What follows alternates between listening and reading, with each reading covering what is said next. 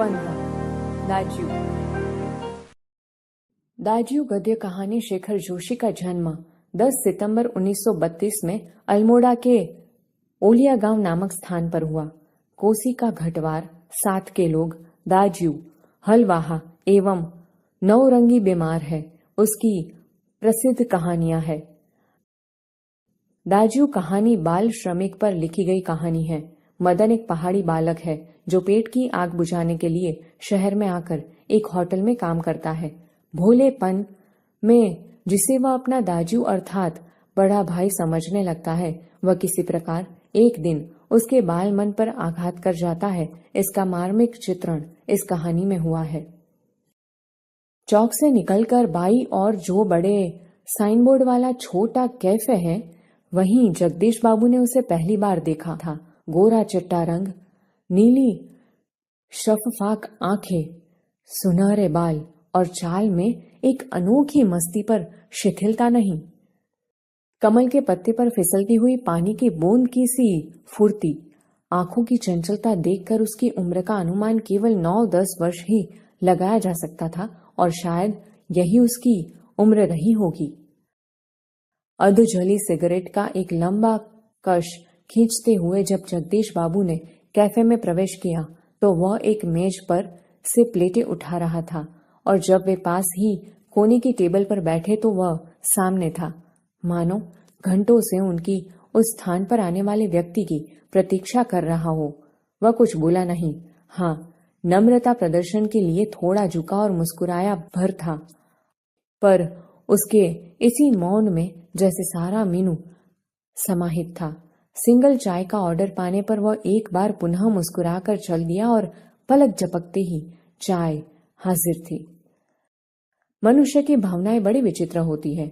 निर्जन एकांत स्थान में निस्संग होने पर भी कभी कभी आदमी एकाकी अनुभव नहीं करता। लगता है इस एकाकीपन में भी सब कुछ कितना निकट है, कितना अपना है। परंतु इसके विपरीत कभी कभी सैकड़ों नर नारियों के बीच जनरवमय वातावरण में रहकर भी सूनेपन की अनुभूति होती है। लगता है जो कुछ है वह पराया है, कितना अपनवहित, पर यह अकारण ही नहीं होता। इस एकाकीपन की अनुभूति, इस अलगाव की जड़ें होती है विछोह या विरक्ति की किसी कथा के मूल में। जगदीश बाबू दूर देश से आए हैं, अकेले हैं। चौक की चहल पहल, कैफे के शोरगुल में उन्हें लगता है सब कुछ अपंतवहीन है। शायद कुछ दिनों रहकर अभ्यस्त हो जाने पर उन्हें इसी वातावरण में अपनेपन की अनुभूति होने लगे, पर आज तो लगता है यह अपना नहीं, अपनेपन की सीमा से दूर, कितना दूर है। और तब उन्हें अनायास ही याद आने लगते हैं अपने गांव पड़ोस के आदमी, स्कूल कॉलेज के छोकरे, अपने निकट शहर के कैफे होटल। चाय साहब। जगदीश बाबू ने राखदानी में सिगारेट झाड़ी। उन्हें लगा इन शब्दों की ध्वनि में वही कुछ है जिसकी रिक्तता उन्हें अनुभव हो रही है और उन्होंने अपनी शंका का समाधान कर लिया। क्या नाम है तुम्हारा? मदन। अच्छा मदन, तुम कहाँ के रहने वाले हो? पहाड़ का हूँ बाबूजी। पहाड़ तो सैकड़ों है, आबू, दार्जिलिंग, मसूरी, शिमला, अल्मोड़ा। तुम्हारा गांव किस पहाड़ में है? इस बार शायद उसे पहाड़ और जिले का भेद मालूम हो गया। मुस्कुरा कर बोला, अल्मोड़ा साहब, अल्मोड़ा। अल्मोड़ा में कौन सा गांव है? विशेष जानने की गरज से जगदीश बाबू ने पूछा। इस प्रश्न ने उसे संकोच में डाल दिया। शायद अपने गांव की निराली सगना के कारण उसे संकोच हुआ था। इस कारण टालता हुआ सा बोला, वह तो दूर है साहब, अल्मोड़ा से 15-20 मील होगा। फिर भी नाम तो कुछ होगा ही। जगदीश बाबू ने जोर देकर पूछा। डोटिया लगो, वह सकुचाता हुआ सा बोला। जगदीश बाबू के चेहरे पर पुती हुई एकाकीपन की स्याही दूर हो गई और जब उन्होंने मुस्कुरा कर मदन को बताया कि वे भी उसके निकटवर्ती गांव के रहने वाले हैं, तो लगा जैसे प्रसन्नता के कारण अभी मदन के हाथ से ट्रे गिर पड़ेगी। उसके मुंह से शब्द निकलना चाह कर भी न निकल सके। खोया खोया सा वह अपने अतीत को फिर लौट लौट कर देखने का प्रयत्न कर रहा हो। अतीत, गांव, ऊंची पहाड़ियां, नदी, ईजा, बाबा, दीदी, भूली, छोटी बहन, दाजू, बड़ा भाई। मदन को जगदीश बाबू के रूप में किसी की छाया निकट जान पड़ी। ईजा नहीं, बाबा नहीं, दीदी भूली नहीं, दाजू, हाँ दाजू। 2-4 ही दिनों में मदन और जगदीश बाबू के बीच की अजनबीपन की खाई दूर हो गई। टेबल पर बैठते ही मदन का स्वर सुनाई देता, दाजू, जय हिंद। दाजू, आज तो ठंड बहुत है। दाजू, क्या यहां भी हिम पड़ेगा? दाजू, आपने तो कल बहुत थोड़ा खाना खाया।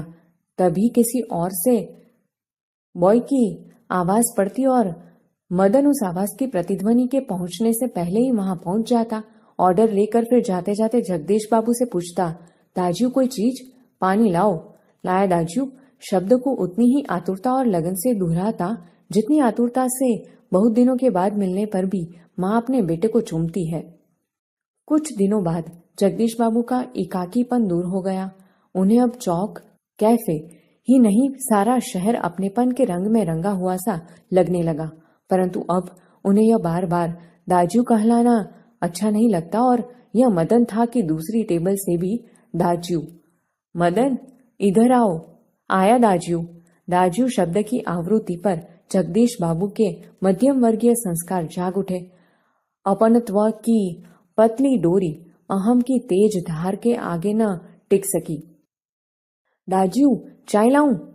चाय नहीं, लेकिन यह दाजू दाजू क्या चिल्लाते रहते हो दिन रात? किसी की प्रेस्टीज का ख्याल भी नहीं है तुम्हें? जगदीश बाबू का मुंह क्रोध के कारण तमतमा गया। शब्दों पर अधिकार नहीं रह सका। मदन प्रेस्टीज का अर्थ समझ सकेगा या नहीं, यह भी उन्हें ध्यान नहीं रहा, पर मदन बिना समझाए ही सब कुछ समझ गया था। मदन को जगदीश बाबू के व्यवहार से गहरी चोट लगी। मैनेजर से सिरदर्द का बहाना कर वह घुटनों में सर दे कोठरी में सिसकिया भर भर रोता रहा। घर गांव से दूर ऐसी परिस्थिति में मदन का जगदीश बाबू के प्रति आत्मीयता प्रदर्शन स्वाभाविक ही था। इसी कारण आज प्रवासी जीवन में पहली बार उसे लगा जैसे किसी ने उसे ईजा की गोदी से, बाबा की बाहों से और दीदी के आंचल की छाया से बलपूर्वक खींच लिया हो। परंतु भावुकता स्थायी नहीं हो तो रो लेने पर, अंतर की घुमड़ती वेदना की आंखों की राह बाहर निकाल लेने पर मनुष्य जो भी निश्चय करता है वे भावुक क्षणों की अपेक्षा अधिक विवेकपूर्ण होते हैं। मदन पूर्ववत काम करने लगा। दूसरे दिन कैफे जाते हुए अचानक ही जगदीश बाबू की भेंट बचपन के सहपाठी हेमंत से हो गई। कैफे में पहुंचकर जगदीश बाबू ने इशारे से मदन को बुलाया, परंतु उन्हें लगा जैसे वह उनसे दूर दूर रहने का प्रयत्न कर रहा हो। दूसरी बार बुलाने पर ही मदन आया। आज उसके मुंह पर वह मुस्कान न थी और न ही उसने क्या लाऊं दाजू कहा। स्वयं जगदीश बाबू को ही कहना पड़ा 2 चाय और 2 आमलेट, परंतु तब भी लाया दाजू कहने की अपेक्षा लाया साहब कहकर वह चल दिया, मानो दोनों अपरिचित हो। शायद पहाड़ियां हैं? हेमंत ने अनुमान लगाकर पूछा। हाँ, रूखा सा उत्तर दे दिया जगदीश बाबू ने और वार्तालाप का विषय ही बदल दिया। मदन चाय ले आया था। क्या नाम है तुम्हारा लड़के? हेमंत ने आसान चढ़ाने की गरज से पूछा। कुछ क्षणों के लिए टेबल पर गंभीर मौन छा गया। जगदीश बाबू की आंखें चाय की प्याली पर ही झुकी रह गई। मदन की आंखों के सामने विगत स्मृतियां घूमने लगी। जगदीश बाबू का एक दिन ऐसे ही नाम पूछना, फिर दाजू आपने तो कल थोड़ा ही खाया, और एक दिन किसी के प्रेस्टीज का ख्याल नहीं रहता तुम्हें। जगदीश बाबू ने आंखें उठाकर मदन की ओर देखा। उन्हें लगा जैसे अभी वह ज्वालामुखी सा फूट पड़ेगा। हेमंत ने आग्रह के स्वर में दोहराया, क्या नाम है तुम्हारा? बॉय कहते हैं साहब मुझे। संक्षिप्त सा उत्तर देकर वह मुड़ गया। आवेश में उसका चेहरा लाल होकर और भी अधिक सुंदर हो गया था।